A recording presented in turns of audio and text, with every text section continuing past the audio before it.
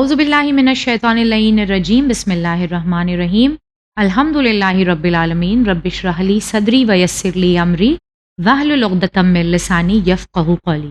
عزیزان محترم، سلام علیکم ورحمۃ اللہ وبرکاتہ۔ استقبال ہے آپ سبھی کا اس پروگرام میں جسے ہم کہتے ہیں وصیات علماء۔ اب تک تو آپ بخوبی سمجھ چکے ہوں گے کہ اس پروگرام میں ہم ان علماء دین کی وصیات کو آپ کے سامنے لے کر آتے ہیں جن سے نہ صرف ہماری جو زندگی گزر رہی ہے وہ اپنے آپ میں کامیاب ہو جائے، بلکہ ہماری بعد میں جو آنے والی زندگی ہے، جو در حقیقت اصل زندگی ہے، جو دائمی زندگی ہے، ہم اسے بھی کامیاب کر سکیں اور نہ صرف اپنا بھلا سوچ سکیں بلکہ اپنے بعد آنے والی آئندہ نسلوں کا بھی بھلا کرتے ہوئے جائیں۔ اسی مقصد کے ساتھ ہم لے کر آتے ہیں اس پروگرام کو آپ ناظرین کے لیے، اور آج جن عالم دین کا تذکرہ ہم آپ ناظرین کے سامنے کریں گے ان کا نام ہے شیخ حسن علی نخودکی علیہ الرحمہ۔ آئیے اس گفتگو میں ہمارا ساتھ دینے کے لیے خواہر تفسیر فاطمہ رضوی موجود ہیں، ان کا استقبال کریں۔ السلام علیکم خواہر۔ علیکم السلام ورحمۃ اللہ وبرکاتہ۔ اللہ آپ کو بہترین جزا سے نوازے کہ آپ ان پروگرامز میں ہمارے ساتھ ہوتی ہیں، بہت بہت شکریہ۔ خواہر، سب سے پہلے شیخ حسن علی نخودکی، جیسا میں نے آپ کا نام بتایا، امید ہے میں نے صحیح نام لیا ہے آپ کا، ان کی اگر ایک مختصر سی پہچان، مختصر سا تعارف آپ دیں گی تو کیسے دیں؟ اعوذ باللہ من الشیطان الرجیم، بسم اللہ الرحمن الرحیم، وبہ نستعین وہو خیر وناصر ومعین۔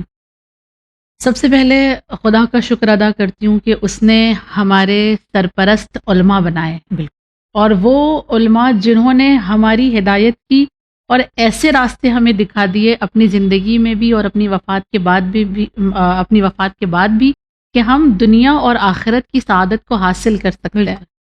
نہ صرف یہ کہ ان کی زندگی، ان کے جملات، ان کے بیانات ایسے ہیں کہ جو ہمارے دلوں کے لیے ایک مشعل راہ ہوتے ہیں۔ جی، ہم اگر بات کریں شیخ حسن علی نخودکی کی تو اصفہان کی سرزمین پر یہ پیدا ہوئے ہیں، لہٰذا ان کو شیخ حسن علی اصفہانی بھی کہتے ہیں۔ اچھا، یہ نام سنا ہوا ہے۔ جی، اصفہانی ایک علاقہ ہے اصفہان کے بالکل نزدیک، نخوتک کر کے، جس کی وجہ سے ان کو نخوتکی کہا جانے لگا۔ جی، 1241 ہجری میں دنیا میں آئے ہیں اور تقریباً 1321 ہجری تک یہ باحیات رہے۔ ان کے کمالات اور کرامات میں سے سب سے پہلا کرامت کا درجہ یہ ہے کہ ان کے لیے طی الارض ہوتا تھا، یعنی زمین سمٹ جایا کرتی تھی، زمین ان کے لیے سمٹ جاتی تھی، اور اللہ نے کچھ حد تک ان کو علم غیب سے بھی نوازا تھا۔ اس کے علاوہ ان کے پاس ایک بہت بڑا فضل اللہ کا یہ موجود تھا کہ یہ برزخی حالات کو اپنی آنکھوں سے دیکھ لیا کرتے تھے، اور یہ سارے کے سارے کمالات جو ان کو حاصل ہوئے ہیں وہ اول وقت نماز پڑھنے، نماز شب ادا کرنے اور قرآن کی زیادہ سے زیادہ تلاوت کرنے کی وجہ سے۔ ان کی تلاوت قرآن کے سلسلے سے اگر ہم بات کرنا چاہیں تو آپ نے نام سنا ہوگا آیت اللہ کشمیری کا۔ آیت اللہ کشمیری کہتے ہیں کہ مشہد میں جب ہم زندگی گزارتے تھے تو تقریباً 4 سال میں ان کے ساتھ رہا۔ میں نے 4 سال میں ہر رات ان کو امام رضا کے حرم میں دیکھا، اور یہ رات کو امام کے حرم میں آتے تھے، قرآن کی تلاوت شروع کرتے تھے، فجر کے وقت تک قرآن ختم ہو جاتا تھا، اور روزانہ امام رضا کی خدمت میں ایک قرآن کا نذرانہ انہوں نے پیش کیا ہے۔ مسلسل 4 سال تک میں گواہ ہوں۔ روز ایک قرآن، نہ کہ ایک سورہ یا ایک پارہ، روزانہ ایک قرآن، ایک پوری رات میں ایک قرآن پڑھ لیا کرتے تھے اور ہدیہ دیتے تھے۔ یہ سارے جو کمالات کے درجے ان کو حاصل ہوئے ہیں اسی وجہ سے حاصل ہوئے ہیں، کیونکہ قرآن سے اس قدر ان کی وابستگی تھی، اور چونکہ امام رضا سے یہ اتنے اٹیچ تھے، لہٰذا ان کے دنیا سے جانے کے بعد ان کی جو قبر بنی ہے وہ بھی امام رضا کے صحن میں بنی ہے۔ سبحان اللہ، کیا کہنا۔ اور ان کے علم غیب کے سلسلے سے ہم دیکھیں تو کہا جاتا ہے کہ انہوں نے اپنی موت کی خبر پہلے سے لوگوں کو دے دی تھی، انہوں نے بتا دیا تھا کہ 1321 میں دنیا سے جاؤں گا۔ یہ خدا نے اس قدر ان کو کمالات کے درجے عطا فرمائے تھے۔ اب اگر ان کے کمالات ایسے ہیں تو ان کی زندگی، ان کے جملے، ان کی وصیت کیسی ہوگی وہ ہم اور آپ سمجھ نہیں سکتے، ہمارے عقل اور شعور سے بہت پرے ہے یہ باتیں۔ بالکل، اتنے کمالات آسانی سے تو نہیں ملتے ہیں، ان کے لیے بہت قربانیاں، بہت سختیاں برداشت کرنی ہوتی ہیں۔ تو خیر، ان کے جیسے آپ نے کہا کہ ہم اندازہ نہیں لگا سکتے، مگر پھر بھی ہمارے لیے اگر آپ بیان کرنا چاہیں کہ آپ کی وصیت کے جملے ہیں کیا؟ ان کی سب سے پہلی وصیت جو انہوں نے اپنے بیٹے سے کی ہے وہ اول وقت نماز کے سلسلے سے۔ کہتے ہیں بہت بہت بڑا جملہ ہے. کہتے ہیں کہ اگر کوئی انسان 40 دن لگاتار نیکیوں میں گزارے، ایک لمحہ بھی 40 دن تک لگاتار وہ نیکیوں سے غافل نہ ہو، اور ان 40 دنوں میں ایک بار اس کی نماز صبح قضا ہو جائے تو وہ حباء منصورہ کا مصداق بن جائے گا. حباء منصورہ، ہاں، یہ کیا چیز ہے؟ حباء منصورہ سورہ فرقان کی آیت نمبر 23 میں اس کا ذکر ہوا ہے. یعنی ان کا اشارہ بھی قرآن کی آیت کی جانب تھا، جس میں قرآن نے یہ فرمایا وَقَدِمْنَا إِلَى مَا عَمِلُوا مِنْ عَمَلٍ فَجَعَلْنَاهُ حَبَاءً مَنْصُورًا. ترجمہ یہ ہے پھر ہم ان کے اعمال کی طرف توجہ کریں گے اور سب کو اڑتے ہوئے خاک کے ذروں کی مانند دیکھیں گے یا بنا دیں گے. یعنی ان کا کہنے کا معنی کیا ہے کہ اگر 40 دن نیکی میں گزارے اور اس دوران تم نے ایک دن نماز صبح کو ترک کر دیا، قضا ہو گئی، تو یہ سارے گرد کی مانند بکھر جائیں گے. ذروں کے برابر وہ تمہاری نیکیاں، وہ تمہارے اعمال بکھر کر بتر ہو جائیں گے اور ان کی کوئی ویلیو نہیں رہ جائے گی. بے شک کتنی اہمیت ہے اول وقت نماز پڑھنے کی. اگر دیکھنا چاہیں ان کی نظر میں تو ایک جوان ان کی خدمت میں آتا ہے اور آ کر کہتا ہے کہ میرے زندگی میں 3 تالے لگ گئے ہیں، کھل نہیں رہے، میں چاہتا ہوں کہ آپ اس کی چابی دے دیں تاکہ میں ان تالوں کو کھولوں. اس میں سے پہلا تالا اس نے بتایا کہ میری شادی کا ہے جو نہیں ہو رہی ہے، مجھے ہمسر نہیں مل رہی ہے، تو میں کیا کروں. دوسرا اس نے کہا کہ میری رزق کی برکت چلی گئی ہے، میں کیا کروں، یہ بھی تالا لگ گیا. اور تیسرا میں چاہتا ہوں کہ میری عاقبت بخیر ہو، کیونکہ میں بہت پریشان رہتا ہوں، مجھے لگتا ہے کہ عاقبت میں بھی تالا لگ گیا ہے، آپ یہ 3 چابیاں مجھے دے دیں. جی جانتے ہیں کیا جواب دیا؟ وہ کہتے ہیں پہلے تالے کی چابی یہ ہے کہ اول وقت نماز پڑھو، دوسرے تالے کی چابی یہ ہے کہ اول وقت نماز پڑھو، تیسرے تالے کی چابی یہ ہے کہ اول وقت نماز پڑھو، کیونکہ اول وقت نماز اصل میں تمام چابیوں کی بادشاہ ہے، یعنی ماسٹر کی ہے. ماسٹر کی ہے. الحمدللہ یہ اتنی زیادہ اہمیت کی حامل ہے یہ باتیں ان کی کہ اگر ہم بقیہ علماء کی زندگی میں بھی اگر دیکھیں، مثال کے طور پہ اگر آغا طباطبائی کو دیکھیں تو انہوں نے بھی بڑی شدت کے ساتھ اول وقت نماز پڑھنے کی تاکید کی ہے. اس کے علاوہ یہ کہتے ہیں نماز شب کی تاکید کرتے ہوئے کہ ہرگز نماز شب کو اپنے آپ سے جدا نہ کرنا، اور پھر کہتے ہیں کہ اے میرے بیٹے، آج یہ جو کمالات مجھے حاصل ہوئے ہیں وہ مستحب کو انجام دینے اور مکروہ کو ترک کرنے کی وجہ سے ملے ہیں، مگر یاد رکھنا کہ تمام مستحب اور تمام واجبات کے علاوہ پروردگار عالم نے جس کام کو سب سے زیادہ پسند کیا ہے وہ انسان کی خدمت ہے، اور انسانوں میں سے بھی آل رسول کی خدمت کا بڑا خیال رکھنا. میں تم سے وصیت کرتا ہوں کہ جہاں کہیں بھی تمہیں سادات کرام نظر آئے ان کا بہت احترام کرنا اور بڑی ان کی خدمت انجام دینا. یعنی نہ صرف یہ کہ دینی اعتبار سے آپ نے جو ہے عبادتوں کا زور دیا، بلکہ ساتھ ہی ساتھ بیہیویئر جو انسان کا ہونا چاہیے دوسرے انسان کی طرف، اس پر بھی آپ نے زور دیا، اور بالخصوص سادات کے اعتبار سے ضرور آپ نے ذکر کیا. یہ بہت آپ نے ایک اچھا نقطہ یہاں پر رکھا. خیر، لیکن یہ جو وصیت آپ نے بیان کی یہ جنرل تھی یا پھر اسی وصیت میں انہوں نے جو ہے وہ خاص کچھ جملے اپنے بیٹے سے یا اپنی اولاد سے مخاطب ہوتے ہوئے بھی آپ نے بیان کیے؟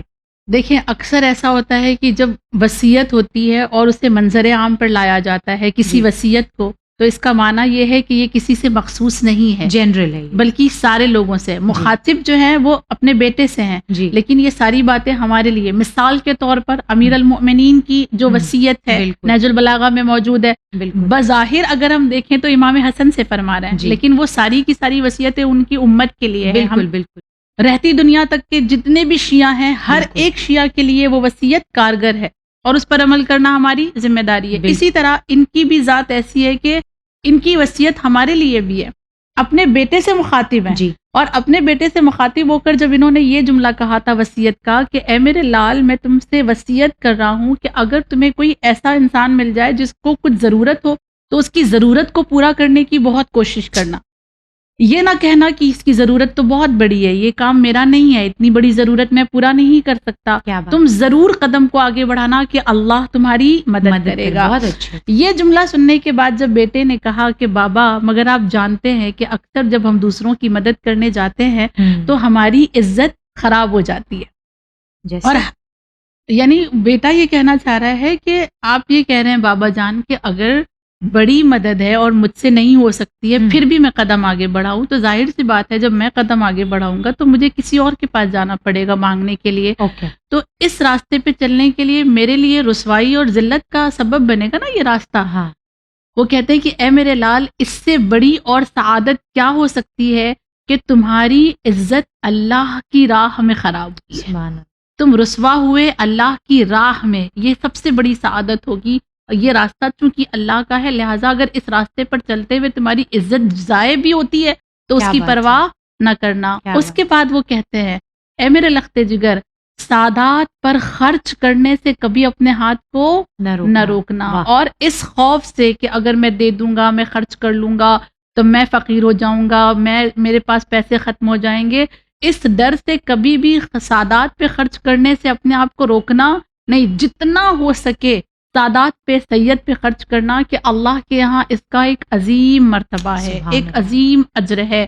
उसके बाद अपने बेटे से मुखातिब होकर कहते हैं, देखें हसरत, जी। एक बेटे से बाप ने हसरत जाहिर की कि ए मेरे लख्ते जिगर, मैं चाहता ये हूँ कि तुम इतना इल्म हासिल करो कि तकलीद की कैद से आज़ाद हो जाओ। सुभान अल्लाह, यानी मैं चाहता हूँ कि वाह। तुम मुजतहिद बन जाओ, क्या बात। मुजतहिद के लेवल पर पहुँचो। ये हर एक से कहना चाह रहे हैं कि तुम इस कदर इल्म हासिल करो। इंसान को हर वक्त इल्म के रास्ते पर अपने कदम को आगे बढ़ाते रहना चाहिए। ये इनकी वसीयतें हैं जो न सिर्फ अपने बेटे के लिए है बल्कि हम तमाम शियान हैदर कर्रार के लिए। बिल्कुल, बहुत बेहतरीन ये जुमले, और अल्लाह में तौफीक दे कि हम एक्चुअली इनसे सबक हासिल कर सकें और इन पर अमल पैरा हो सकें। इलाही आमीन। लेकिन क्या वसीयतों के अलावा जो है वो इन्होंने कोई वजीफ़ा भी मोमिनीन के लिए छोड़ा है, जिसे कह लें कि हमारे लिए, जिससे हमारी ज़िंदगी आसान हो, हमारे काम आसान हो जाए? एक खूबसूरत सी दास्तान मिलती है इनकी ज़िंदगी की, क्योंकि ये उस वक्त के आलिम दीन गुजरे हैं, अभी बहुत ज़्यादा ज़माना नहीं गुजरा है। आयतुल्लाह खुमैनी के दौर के बाकायदा तौर पे ये आलिम है जी। और इमाम रज़ा के हरम में ये अक्सर जाया करते थे। जी। जैसा कि मैंने कहा कि वो बिल्कुल, आपने हदिया भी बयान देते थे। आयतुल्लाह शुबैरी ज़ंजानी ने ये वाक़या नक़ल किया कि मैं इमाम खुमैनी के साथ मौला रज़ा के हरम में दाखिल होता हूँ और हम लोगों ने देखा कि वहाँ पर आगा नखूदकी मौजूद है। हम अपनी ज़ियारत से फारिग होने के बाद आगा नखूदकी के पास जाते हैं तो आयतुल्लाह खुमैनी उनसे कहते हैं कि मैं ये चाहता हूँ कि आप अगर इल्म कीमिया रखते हैं, केमिस्ट्री। हाँ, तो इल्म कीमिया कहते हैं मिट्टी को सोना बनाना। जी। तो अगर आप इल्म कीमिया रखते हैं तो मैं इस गुंबद की आपको कसम देता हूँ इमाम रज़ा की, आप मुझे वो सिखा दें और आपको मुझे सिखाना है। अच्छा। मुस्कुरा के कहते हैं कि मेरे पास ऐसा इल्म कीमिया है कि अगर मैं तुम्हें सिखा दूं और तुम सीख जाओ तो तुम दुनिया के सारे पहाड़ और सारे दश्त को सोना बना दोगे। क्या बात। मगर मैं ये चाहता हूं कि तुम मुझसे वादा करो कि जब तक बहुत ज्यादा जरूरत नहीं होगी उस इल्म कीमिया का तुम इस्तेमाल नहीं करोगे और कभी किसी भी मनफी चीज के लिए इस इल्म कीमिया का इस्तेमाल नहीं किया जाएगा। आगा खुमैनी कहते हैं कि मैंने कहा कि आगा मैं इस तरह का वादा तो नहीं कर सकता क्योंकि इंसान हूँ, बज़ाहिर अगर मुझे ज़रूरत पड़ी और मेरे पास ये इल्म होगा तो मैं इसको ज़रूर इस्तेमाल करूँगा। उन्होंने कहा कि अगर तुम ऐसा वादा नहीं करते तो फिर मैं इल्म कीमिया तुम्हें, लिहाजा उन्होंने वादा नहीं किया। जब उन्होंने वादा नहीं किया तो उन्होंने कहा कि अगर वादा नहीं देते हो तो फिर मैं इल्म कीमिया तो तुम्हें नहीं सिखाऊंगा, लेकिन मेरे पास एक वजीफ़ा ऐसा है जो इल्म कीमिया से भी बेहतर है, मैं तुम्हें वो दे सकता हूँ और अगर तुम उस इल्म को, उस वजीफे को अपने साथ रखोगे तो मैं ये वादा करता हूँ कि तुम कभी किसी के मोहताज नहीं होगे और कमालात की बुलंदी तुम्हें हासिल होती चली जाएगी। उन्होंने कहा आगा बेफरमाए ज़रूर आप मुझे वो वजीफ़ा बताएं। तो उनका ये वजीफ़ा एक छोटा सा, वो कहते हैं कि इल्म कीमिया से बेहतर वजीफ़ा ये है कि हर वाजिब नमाज के बाद एक बार आयतल कुर्सी व हुवल अलीयुल अजीम तक पढ़ो, उसके बाद तस्बीह हजरत ज़हरा पढ़ो, तस्बीह हजरत ज़हरा के बाद 100 मरतबा सूरह तौहीद पढ़ो, सूरह तौहीद के बाद 3 मरतबा सलावात पढ़ने के बाद سورہ طلاق کی آیت نمبر 2 اور 3 کو 3 مرتبہ پڑھو. اچھا اگر تم یہ اتنا وظیفہ کر لیتے ہو تو یہ حسن علی نخودگی کا وعدہ ہے کہ تم کبھی کسی کے محتاج نہیں ہوگے. اور یہ وظیفہ علم کیمیا سے بھی افضل ہے. کتنا وقت لگے گا اگر ہم کرنا چاہیں، انجام دینا آدھا چاہیں؟ گھنٹہ میکسیمم. آدھا گھنٹہ بھی مجھے نہیں لگتا ہے کہ لگے گا. سورہ توحید کو اگر آپ 100 مرتبہ پڑھتی ہیں تو ہارڈلی 10 منٹ لگتا ہے. جی تو انشاءاللہ بہت آسان سا یہ عمل ہے. جو فخر و فاقہ کی زندگی گزارتے ہیں یا جو ہر وقت اللہ کی شکایتیں کیا بالکل، کرتے جو ہیں، یہ چاہتے ہیں کہ ہمیں کسی کے آگے ہاتھ نہ پھیلانا پڑے، وہ اتنی خوبصورت باتیں جب ہمارے پاس موجود ہیں، ہم جب اللہ سے مانگ سکتے ہیں، وظیفہ بھی موجود ہے، طریقہ بھی موجود ہے، وسیلہ بھی موجود ہے، تو پھر کسی اور کے سامنے جانے کی ضرورت نہیں ہے. انشاءاللہ میں ناظرین سے بھی یہ کہنا چاہوں گی کہ اس وظیفے کو ضرور اپنے پاس لکھ کر رکھیں، اپنی جانماز پر، اپنے مسلح پر، اور اس پر ضرور عمل پیرا ہوں. تو یہ ہر نماز کے بعد کرنا ہے، جی، یعنی ہر دن میں واجب 5 نماز دفعہ، کے بعد. دن میں 5 دفعہ کہہ جی. لیجیے. اور جیسا آپ نے بیان کیا ہے کہ آپ کی قبر متأخر جو ہے وہ امام رضا علیہ السلام کے حرم میں موجود ہے، اور ہم نے پہلے بھی چند علماء کا تذکرہ کیا ہے، تو کوئی جو ہے وہ امام علی علیہ السلام کے ساتھ دفن ہے. کیا کوئی عالم دین ہے جو جناب معصومہ قم کے حرم میں یا آپ کے اطراف میں دفن ہے؟ ایک بہت خوبصورت نام ملتا ہے جو بہت پرانے زمانے کے عالم نہیں ہے، وہ بھی ابھی حال ہی کے عالم دین گزرے ہیں، اور ان کا نام اگر میں آپ کی خدمت میں لوں تو شاید آپ جانتی بھی ہوں گی. آغا مصباح یزدی. جی سنا ہوا. بہت اپنے آپ میں ایک بہت اعلیٰ مقام رکھنے والے. ان کو اگر ہم دیکھیں، ایک مختصر سا خاکہ ان کی زندگی کا دیکھیں تو 1313 میں یہ دنیا میں آئے ہیں. 1325 میں یہ جاتے ہیں یزد کے علاقے میں. انہوں نے اپنی تھوڑی سی علم کی منزلوں کو آگے بڑھانے کی کوشش کی ہے، اور پھر تھوڑی سی مشکلات آ گئی تھی تو قم آ گئے، اور پھر قم کی سرزمین پر انہوں نے 1330 ہجری میں ہجرت کر کے قم آئے، اور قم کی سرزمین پر اپنے تمام علم کے دورے کو پورا کیا. آغا خوئی جیسے عالم دین ان کے استاد رہے ہیں. یعنی یہ حال ہی کی بات ہے آغا خوئی کی، تو ہاں یہ بہت زیادہ پرانے نہیں ہیں. آغا خوئی جو ہے آغا علامہ طباطبائی اور آغا خوئی، یہ سارے کے سارے ان کے استاد رہ چکے ہیں. اور اس کے علاوہ جو ہے ان کی جب رحلت ہوئی ہے تو ان کو 1399 میں 1399 میں ان کو بیمار ہونے کے بعد جب انہوں نے وفات پائی ہے تو انہیں بی بی معصومہ قم کے حرم میں جگہ ملی ہے. ایک کیسے لوگ ہیں کہ جن کو پروردگار عالم نے یہ شرف دیا ہے. بالکل زمانہ آج ناز کرتا ہے نا کہ نبی کے پہلو میں تو یہ ہے، نبی کے پہلو میں تو وہ ہے نا. تو ہم ناز کریں کہ اللہ نے ایسے بشر کو، جنہوں نے زمانہ نہیں دیکھا امہ کا، نہ نبیوں کا، نہ ان کے ساتھ زندگی گزاری ہے، صرف ان کی معرفت کو حاصل کر کے ان کی سیرت پر عمل انجام دے دیا ہے، تو پھر اللہ نے ان کے مقام کو ان کے ساتھ رکھا کہ اب نہیں، ان کے حرم میں تم ان کے ساتھ رہو گے. یہ آغا مصباح یزدی کو یہ مقام حاصل ہے. تو آغا مصباح یزدی کے اگر وصیت کے چند جملے میں آپ سے کہوں یہاں نقل کرنے کو، ظاہر ہے اتنی بلند مرتبہ آپ کا ہے، یقیناً آپ کی وصیت بھی جو ہے وہ ہمارے لیے بہت مفید ہوگی، تو اگر آپ چند جملے بیان کریں. آغا مصباح یزدی کے بارے میں اگر دیکھیں تو ان کی وصیت ایک طویل وصیت ہے، تحریری طور پر موجود ہے، جس میں انہوں نے سب سے پہلے اللہ کی وحدانیت کی گواہی دی اور کہا میں گواہی دیتا ہوں اللہ ایک ہے، پھر رسالت کی گواہی دی، پھر اس کے بعد ولایت کی گواہی دی. اس کے بعد ان کی وصیت میں جو گواہی ہے اس میں حضرت زہرا کی عصمت کی گواہی انہوں نے الگ سے دی ہے. اچھا، عام طور پر طریقہ کیا ہوتا ہے کہ توحید، رسالت اور امامت صحیح اس میں ختم ہو جاتا ہے، لیکن انہوں نے حضرت زہرا کی عصمت کی الگ سے گواہی دی، اور گواہی دینے کے بعد یہ کہتے ہیں کہ میں گواہی دیتا ہوں کہ موت برحق ہے، وہ سب کو آنے والی ہے، اور مجھے بھی جب راہ خدا میں موت آ جائے تو اے میرے بیٹے میں تمہیں وصیت کرتا ہوں نماز شب کی کہ اسے تم فراموش نہ کرنا، قرآن کی تلاوت کی وصیت کرتا ہوں کہ اسے ہمیشہ اپنے ساتھ رکھنا، اور میری وصیت یہ ہے کہ 2 ہستیوں سے اپنا توسل کبھی بھی جدا نہ رکھنا.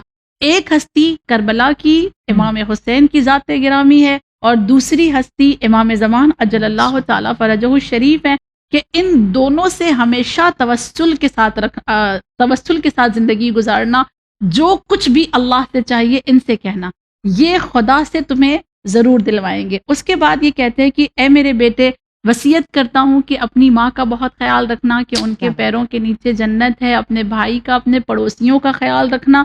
اور اس کے بعد کہتے ہیں کہ اے میرے بیٹے میں چاہتا ہوں کہ تمہارے اندر توکل کو دیکھوں اور اپنے نزدیک طمع کو نہ آنے دینا. طمع کہتے ہیں لالچ کو، خواہشات. خواہشات کو، لالچ کو نہ آنے دینا. جب میں نے یہ وصیت پڑھی اور جب یہ کہہ رہے تھے کہ اپنے نزدیک طمع، لالچ کو نہ آنے دینا، تو میرے ذہن میں وہ تاریخ کے سب سے ابتدائی گناہ ابھر کر آئے کہ 3 گناہ تھے جس سے سارے گناہوں کی ابتدا ہوئی. سب سے پہلا گناہ تھا تکبر، جو شیطان نے کیا.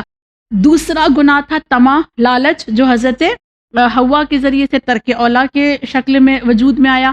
اور تیسرا گناہ تھا حسد، جس کی وجہ سے زمین پر پہلا قتل ہوا. یہ 3 ایسی چیزیں ہیں کہ جو گناہوں کی بنیاد ہیں. اگر انسان ان 3 چیزوں سے اپنے آپ کو محفوظ رکھ لے وہ کامیاب ہو جائے گا دنیا اور آخرت میں. کیونکہ یہی 3 گناہ ایسے ہیں جو شروع ہوئے، دنیا شروع ہوئی اور یہ 3 گناہ وجود میں آئے. یہ ساری تکبر، لالچ اور حسد، یہ 3 چیزیں یہ عین برائی ہے، جس کو آپ کہہ رہے ہیں. عین ہے، مرکز، سینٹر ہے جہاں سے سارے گناہ نکلتے ہیں. جس نے ان سے بچا لیا اپنے آپ کو، جس نے ان 3 چیزوں سے بچا لیا وہ دنیا اور آخرت میں کامیاب ہو گیا. اس کے بعد وہ کہتے ہیں کہ اے میرے بیٹے، میری خواہش ہے، میری تمنا ہے کہ میرے دفن کرنے کے بعد 40 راتوں تک روزانہ میری قبر پر سورہ ملک آ کر پڑھنا، فراموش نہ کرنا. اس کے بعد کہتے ہیں میرے بیٹے، میں وصیت کرتا ہوں کہ میرے گھر میں مجلسوں کا سلسلہ کبھی ختم نہ کرنا، عزا کا فرش ہمیشہ بچھائے رکھنا. جو میں نے سلسلہ جاری رکھا ہے اس کو ہمیشہ جاری رکھنا، اور ہمیشہ امام زمان کی یاد سے میرے گھر کو زندہ رکھنا، اس لیے کہ وہ گھر مردہ ہے جس میں امام زمان کا تذکرہ نہیں ہوتا. اور پھر کہتے ہیں کہ اے میرے بیٹے، میں وصیت کرتا ہوں کہ جو کچھ میں چھوڑ کے جا رہا ہوں اس مال میں سے غریبوں کو دینا، اور کبھی کبھی میرے پڑوسیوں کو دعوت پر بلا کر انہیں کھانا کھلانا. کتنا یہ انہوں نے کتنی آسان لفظوں میں ہمیں اور آپ ذرا سی مختلف ہے. خواہر اگر آپ نے غور کیا ہو، ہم نے اتنے ایپیسوڈز اس سے پہلے کیے ہیں علماؤں کی وصیت کے اعتبار سے، سب نے زیادہ تر جو ہے وہ وہی باتیں کی تھیں، جو ہے وہ اپنے الفاظ میں، اپنے انداز میں. لیکن یہاں کچھ ذرا سی جو ہے وہ تبدیلیاں بھی نظر آتی ہیں، جیسے خاص پڑوسیوں کا خیال رکھنا، خاص غریبوں کا خیال رکھنا. یہ چند نکات ہیں جو ہمیں پچھلی وصیات میں کم دیکھنے کو ملے. یہ شاید اس وجہ سے ہے نا کیونکہ اس دور کے عالم گزرے ہیں اور انہوں نے اس دور میں حالات دیکھے ہیں کہ لوگ ایک دوسرے سے غافل ہیں. ہر ایک انسان اپنی زندگی میں مگن ہے، کسی کے پاس کسی کے لیے وقت نہیں ہے. بعض اوقات ایسا ہوتا ہے کہ پڑوس میں کوئی بھوکا ہے اور ہمیں خبر ہی نہیں ہوتی ہے، ہمیں نام ہی نہیں پتا ہوتا بعض اوقات کہ ہمارے پڑوسی کا نام کیا ہے، اور ہم سیر ہو کے سو رہے ہوتے ہیں. لہٰذا انہوں نے ان باتوں کا احساس کیا، اس لیے یہ کہہ رہے ہیں کہ میرے مال میں سے اکیلے نہ استعمال کر لینا، غریبوں کو دینا، میرے پڑوسیوں کو بلا کر ان کی دعوت کرنا. اور اس کے بعد انہوں نے آخری جملہ کہا کہ میرے دفن کے وقت انفاق کو فراموش نہ کرنا. یعنی دفن کے وقت جب دفن کیا جاتا ہے جنازے کو تو اس وقت جو ہے ایک اچھا خاصا جو ہے صدقہ دیا جاتا ہے. اور اس کے لیے کہا گیا ہے کہ وہ صدقہ جو مرحوم ہے ان کے جو وارث بچے ہیں ان کو اپنی حیثیت کے مطابق نکالنا ہوتا ہے. یعنی اگر مثال کے طور پر میرا کوئی مرحوم ہے اور میں نے اسے قبر میں دفن کیا ہے تو میری اگر حیثیت 10,000 صدقہ نکالنے کی ہے تو میں 100 روپیہ نہیں نکالوں گی، مجھے 10,000 نکالنا ہے. اگر کسی کی حیثیت ہے کہ وہ 1 لاکھ نکال سکتا ہے تو وہ 1 لاکھ نکالے، اور اگر کسی کی حیثیت ہے کہ وہ 50 نکالے تو وہ 50 نکالے. ٹھیک ہے، تو یا ایسے کہہ سکتے ہیں کہ 50 روپے بھی نکالے، کوئی حرج نہیں. لیکن حیثیت کے اعتبار سے پہلی رات جو انفاق کیا جاتا ہے، دیکھیے وصیت کر رہے ہیں کہ پہلی رات جب میری دفن کی رات ہوگی انفاق کو فراموش نہیں کرنا. اس لیے کہ جب پہلی رات انفاق کیا جاتا ہے مرحوم کی جانب سے اللہ فشار کو ختم کر دیتا ہے، اور انسان کی سب سے مشکل رات قبر کی پہلی رات ہوتی ہے. لہٰذا انہوں نے پہلی رات کے لیے بہت زیادہ تاکید کی. یعنی کہ نہ صرف یہ کہ دوسروں کا خیال کیا بلکہ اپنے بھی خیال کا جو ہے وہ آپ نے حجت تمام کی ہے. اور یقیناً یہی ایک بہترین وصیت ہے کہ جس میں انسان اپنے ساتھ ساتھ دوسروں کا بھی خیال کرے اور دوسروں کے ساتھ ساتھ اپنے آپ کو بھی فراموش نہ کرے. خواہر آپ کا بہت بہت شکریہ. پروردگار عالم ہمیں توفیق دے کہ ہم بھی ایسے ہی ایک بہترین سا خوبصورت سا وصیت نامہ تیار کر سکیں اور اپنے بچوں کے لیے خود اس پر عمل کر کے انہیں یہ دکھا کے جائیں کہ کیسے اس پہ عمل کیا جاتا ہے. کیونکہ اچھے الفاظ استعمال کرنا کوئی کمال نہیں ہے. ہم بہت اچھے سے کسی بھی علماء عالم دین کی ہم نے وصیت اٹھائی اور اس کو نقل کر کے اپنے بچوں کے لیے دے دیا، لیکن جب ہم اس پر عمل کریں گے تب ہمارے بچے دیکھیں گے کہ بے شک، واقعاً بے ہمارے شک، والدین تھے ایسے. بے شک، بہت سبحان بہت اللہ، شکریہ خواہر آپ جزاک کا. اللہ۔ ناظرین اکرام، یہ علماء دین ہمارے کہ جو یقیناً ہماری قوم کے لیے بہترین نگینے ہیں، اور اللہ نے کتنے بہترین انداز میں ہمیں نوازا ہے کہ ایسے علماء دین ہمارے ساتھ ہیں، ہمارے زمانے میں ہمارے ساتھ سانس لیتے ہیں، اٹھتے ہیں، بیٹھتے ہیں. اور بہت افسوس کی بات ہوگی کہ اگر ان کے یہ بہترین وصیت نامے ہمارے سامنے ہوتے ہوئے بھی ہم اپنی زندگی کو نہ سنوار سکیں اور اپنی آخرت کا انتظام نہ کر سکیں. اسی مقصد کے ساتھ ہم دوبارہ حاضر خدمت ہوں گے وصیات علماء کا اور دوسرا ایپیسوڈ لے کر، جس میں کسی اور عالم دین کی وصیت نامے کو آپ کے سامنے ڈسکس کریں گے. تب تک کے لیے آپ لوگ بنے رہیے چینل ون کے ساتھ. فی امان اللہ.